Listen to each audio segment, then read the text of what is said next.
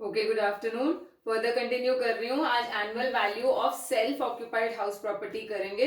Last class में हमने annual value of let out house property किया था।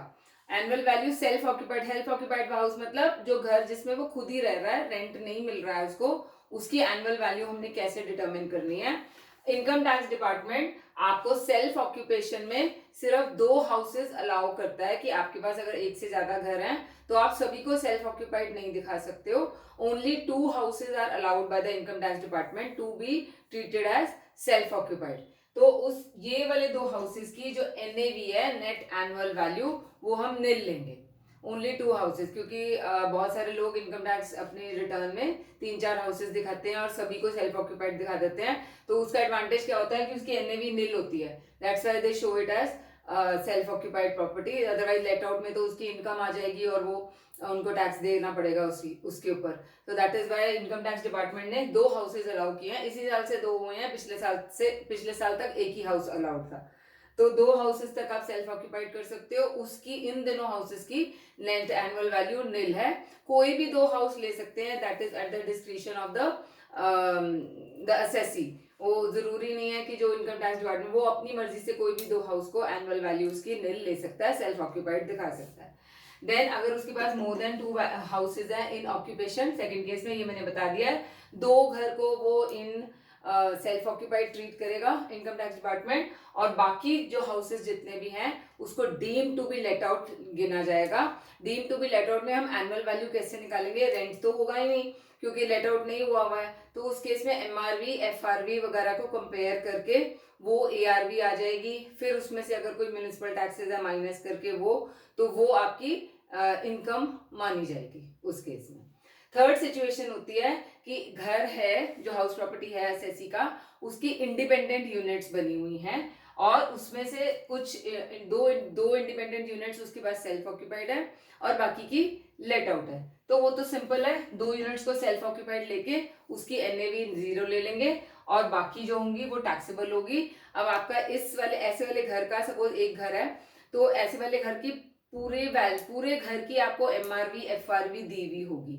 तो आपने जब कंपेयर करना है तो जैसे सपोज 4 यूनिट्स हैं, 2 सेल्फ ऑक्यूपाइड हैं, तो आधी वैल्यू लोगे आप एमआरवी और एफआरवी की कंपेयर करने के लिए, क्योंकि only half the portion is let out. 2 self occupied है, बाकी 2 लेट आउट है। तो ऐसे कैलकुलेट करेंगे। नेक्स्ट इज हाउस प्रॉपर्टी जो है पार्टली लेट आउट है और पार्टली सेल्फ ऑक्यूपाइड है। इस केस में क्या होता है, अगर तो वो उस घर के यूनिट्स बने हुए हैं तो सिंपल है, फिर तो हम ऐसे ही ट्रीट करेंगे। अगर यूनिट्स सेपरेबल हैं तो ऐसे ही ट्रीट करेंगे। अगर यूनिट्स इनसेपरेबल हैं तो हम उसको सेल्फ ऑक्यूपेशन का कोई बेनिफिट नहीं देते हैं, हम उसको पूरे का पूरा लेट आउट ही ट्रीट करते हैं। ठीक है। देन नेक्स्ट हमारा ऑप्शन है house property let out for part of the year and part of the year वो सेल्फ ऑक्यूपाइड है। जैसे सपोज 12 महीने का हमने जनरली निकालना होता है इनकम, तो 12 महीने में से सपोज 2 महीने वो खुद रहा उस घर में, बाकी के 10 महीने उसने लेट आउट किया हुआ था। तो उस केस में आपको उसको लेट आउट ट्रीट करना है और बेनिफिट ऑफ सेल्फ ऑक्यूपेशन नहीं देना है इसमें। लेकिन जब हम रेंट कंपेयर करेंगे एफआरवी या एमआरवी से, तो उस केस में सिर्फ let out time of the year, जैसे मैंने 10 मंथ्स का एग्जांपल लिया है, तो सिर्फ रेंट सपोज 5,000 है तो 5,000 इंटू 10 करके 50,000 ही कंपेयर करेंगे, 12 महीनों से रेंट नहीं कंपेयर करेंगे। लेकिन एमआरवी एफआरवी पूरे साल की ही लेंगे, पूरे साल की लेके जितने महीनों का लेट आउट है उसी से कंपेयर करते हैं। जब हम एग्जांपल करेंगे तो आपको ज्यादा अच्छे से समझ आएगा। लास्ट ऑप्शन है कि हाउस प्रॉपर्टी जो है वो अपने बिजनेस और प्रोफेशन के लिए यूज कर रहा है असेसी। उस केस में ये वाली प्रॉपर्टी हाउस प्रॉपर्टी इनकम के अंदर असेस ही नहीं होती है, उसमें हम एनुअल वैल्यू निल लेते हैं उसकी। लेकिन ये वाली property under the head business and profession, जो हम आगे पढ़ेंगे नेक्स्ट वाले चैप्टर्स में, उसके अंदर ये वाली हाउस प्रॉपर्टी की वैल्यू ट्रीट की जाती है। उसके सारे expenses, income, house other income from business and profession लिए जाते हैं। तो ये हमारा सेल्फ ऑक्यूपाइड हाउस प्रॉपर्टी से रिलेटेड था। इससे रिलेटेड एक ही इलस्ट्रेशन है वो करा रही हूँ। इलस्ट्रेशन नंबर 12 है, पेज 276 पे, 1.276 पे। Mister P owns a house at Chandigarh house property is used in the following manner.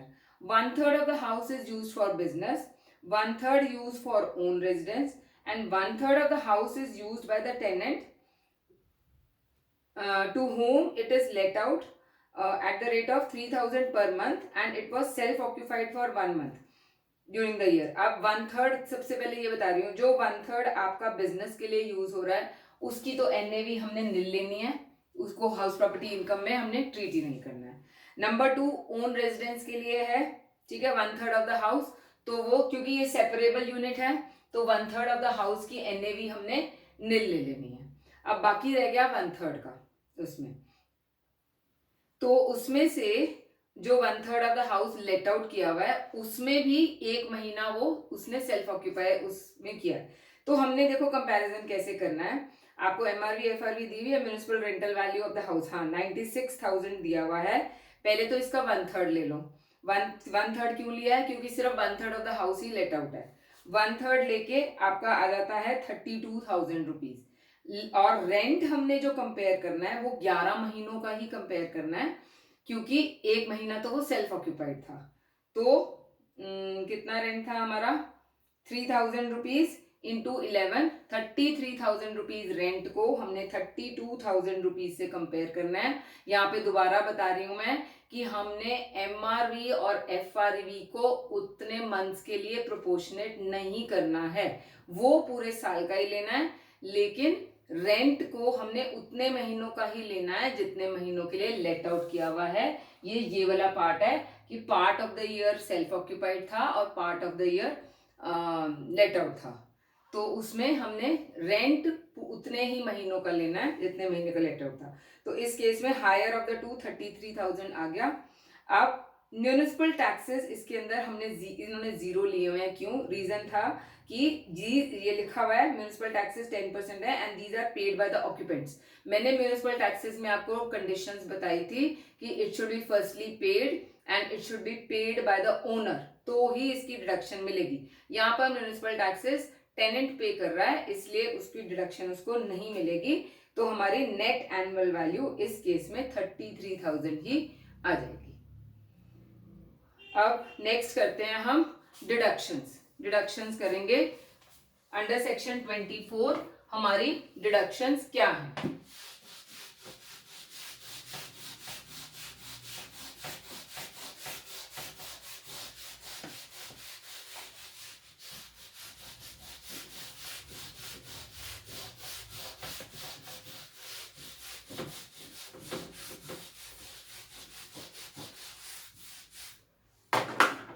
Under section 24 हमारी डिडक्शंस क्या आएंगी उसको मैं एक टेबल बना के बताती हूँ. आपका